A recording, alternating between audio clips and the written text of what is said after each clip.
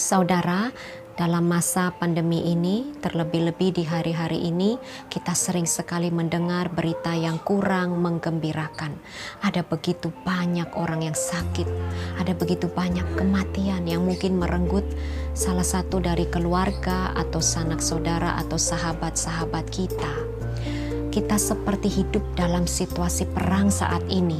Tentunya kita tidak sedang berperang melawan senjata, akan tetapi kita sungguh merasakan bahwa jasmani dan juga terlebih rohani kita seperti sedang dibombardir oleh situasi di zaman sekarang ini. Oleh karenanya, sebagai orang-orang beriman, kita mau bertindak sebagai laskar-laskar Kristus yang mau keluar sebagai pemenang agar kita tidak menjadi kalah, terlebih dalam menghadapi masa saat ini yang penuh dengan kesulitan dan tantangan. Maka saudara, kali ini kita mau belajar dari kisah Daud melawan Goliat yang bisa kita baca dari kitab 1 Samuel 17 ayat 1 sampai 58. Dalam perikop ini dikisahkan bahwa di lembah Tarbantin ada Raja Saul dan pasukannya. Kemudian mereka sedang berperang melawan tentara Filistin. Nah, di dalam tentara Filistin ini ada salah seorang prajuritnya yang berasal dari kota Gat yang sosoknya itu sangat ditakuti oleh Saul dan tentara Israel. Siapakah dia? Namanya adalah Goliat. Ia memiliki sosok seperti raksasa, tinggi besar. Bayangkan saja saudara, tingginya itu mencapai kira-kira 3 meter. Belum lagi ia memakai topi tembaga dan juga baju perang tembaga yang beratnya itu kira-kira 57 kg. Dan juga kakinya ditutupi oleh penutup dari tembaga dan di bahunya ia memanggul lembing tembaga. Bahkan dikatakan bahwa sejak masa mudanya Goliat sudah menjadi seorang prajurit. Artinya ia sangat berpengalaman dalam hal berperang. Oleh karena sosoknya yang sangat mengancam dan menakutkan, tentara Israel dibuat tidak berkutik. Bahkan di ayat 11 dikatakan bahwa Saul dan segenap tentara Israel menjadi cemas hati dan menjadi sangat ketakutan. Akan tetapi situasi ini berubah ketika muncul sosok Daud. Saat ia mendengar ancaman dan tantangan yang diberikan Goliat kepada tentara Israel, kita baca di ayat 26, Daud berkata seperti ini. Siapakah orang Filistin yang tak bersunat ini sampai ia berani mencemoohkan barisan daripada Allah yang hidup? Saudara, sampai di sini kita bisa melihat perbedaan sikap antara Saul beserta pasukannya dan Daud dalam menghadapi Goliat. Apa perbedaannya? Saat menghadapi Goliat, yang menjadi fokus Saul dan pasukannya adalah Goliat yang tidak terkalahkan, Goliat yang hebat, Goliat yang menakutkan, dan Goliat yang raksasa. Itu sebabnya tentara Israel tidak bergeming saat mendengar ancaman dan tantangan Goliat. Pikiran mereka sudah diserang oleh roh ketakutan, oleh roh intimidasi, sehingga melumpuhkan seluruh diri mereka termasuk iman mereka. Karena fokus mereka hanya kepada Goliat yang besar, menakutkan, dan hebat ini, maka mental mereka berubah dari mental prajurit menjadi mental yang kecil seperti seekor belalang. Jika demikian, tentu saja mereka tidak sanggup mengalahkan sosok Goliat ini. Padahal mereka sudah banyak beroleh kemenangan dalam perang oleh karena penyertaan Tuhan. Akan tetapi mereka lupa akan Tuhan Allah mereka. Mereka lupa bahwa Tuhan ada bersama mereka. Mereka lupa akan kuasa Tuhan dan kedaulatannya. Dan mereka lupa bahwa Tuhan mereka sebenarnya lebih besar dan lebih hebat dari sosok Goliat. Mari kita lihat sikap Daud. Di ayat 36, Daud berkata, baik singa maupun beruang telah dihajar oleh hamba-Mu ini, dan orang Filistin yang tidak bersunat itu, ia akan sama seperti salah satu daripada binatang itu, karena ia telah mencemooh barisan daripada Allah yang hidup. Dan di ayat 37 Daud berkata pula seperti ini, Tuhan yang telah melepaskan aku dari cakar singa dan dari cakar beruang, Dia juga akan melepaskan aku dari tangan orang Filistin itu. Terlebih lagi ketika Daud berhadapan langsung dengan Goliat, ia berkata seperti ini di ayat 45. Tetapi Daud berkata kepada orang Filistin itu, Engkau mendatangi aku dengan pedang dan tombak dan lembing, tetapi aku mendatangi engkau dengan nama Tuhan semesta alam, Allah segala barisan Israel yang kau tantang itu. Hari ini juga Tuhan akan menyerahkan engkau ke dalam tanganku, dan aku akan mengalahkan engkau dan memenggal kepalamu dari tubuhmu.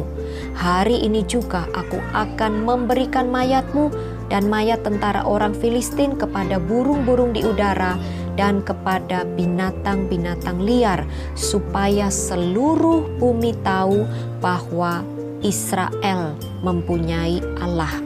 Dan di ayat 47, dan supaya segenap jemaah ini tahu bahwa Tuhan menyelamatkan bukan dengan pedang dan bukan dengan lembing, sebab di tangan Tuhanlah pertempuran, dan Ia pun menyerahkan kamu ke dalam tangan kami.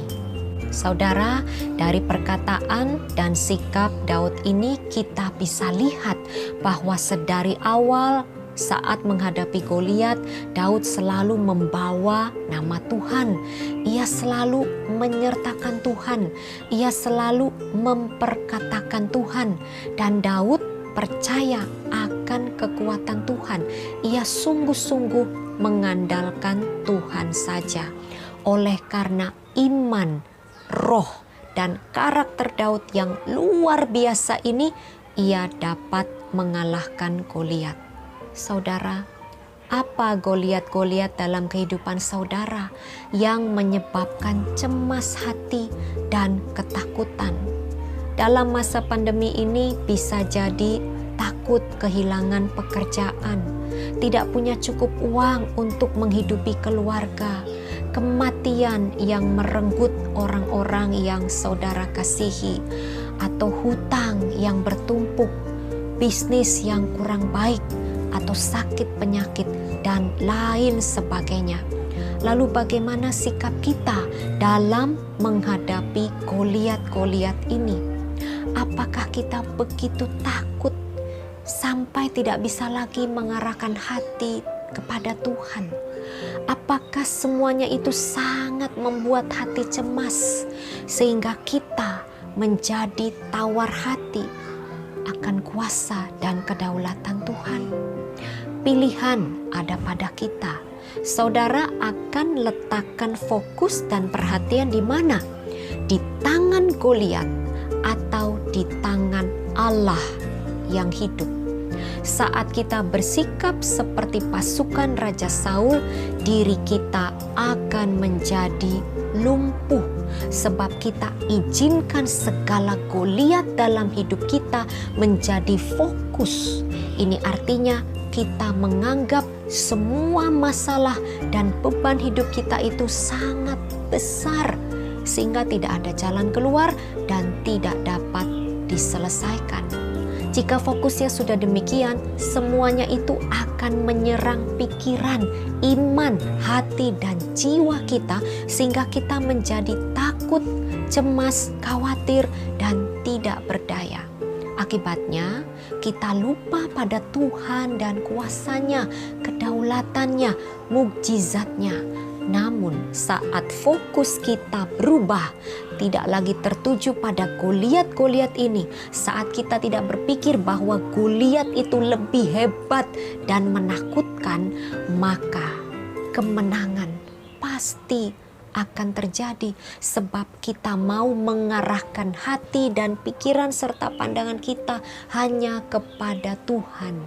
Kita mau percaya Tuhan yang akan menolong kita menghadapi semua Goliat kehidupan kita. Saudara, setiap orang pasti punya masalah, tapi bagaimana sikap kita terhadap masalah itu yang akan menentukan akhirnya. Mari kita belajar seperti Daud yang fokusnya hanya kepada Allah saat menghadapi Goliat. Milikilah mental raksasa dalam menghadapi Goliat-Goliat kehidupan kita, sehingga bersama Tuhan kita akan menang, sebab Tuhanlah yang akan berperang mengalahkan semua Goliat raksasa dalam kehidupan kita. Tentu kita tidak pasif dalam menghadapi semua Goliat kehidupan kita. Dalam arti kita tidak hanya duduk diam dan tidak melakukan apa-apa. Namun seperti Daud, kita mau berusaha dan bertindak dengan mengandalkan kuasa Tuhan, dengan menyertakan Tuhan. Ini berarti kita percaya bahwa Tuhan berkuasa atas segala hal di dalam masa ini. Kita percaya bahwa Tuhan tidak pernah meninggalkan kita, dan kita percaya bahwa kuasa dan kedaulatan Tuhan itu sungguh nyata. Bagaimana caranya supaya kita bisa bermental raksasa? Bersenjatai diri dengan doa, iman, firman Tuhan, kasih dan ketaatan. Dalam segala keadaan kita harus tetap berdoa sehingga relasi kita dengan Tuhan tetap terbina. Dalam segala keadaan kita harus tetap beriman kepada Tuhan Yesus agar dapat mematahkan segala panah api yang berasal dari yang jahat.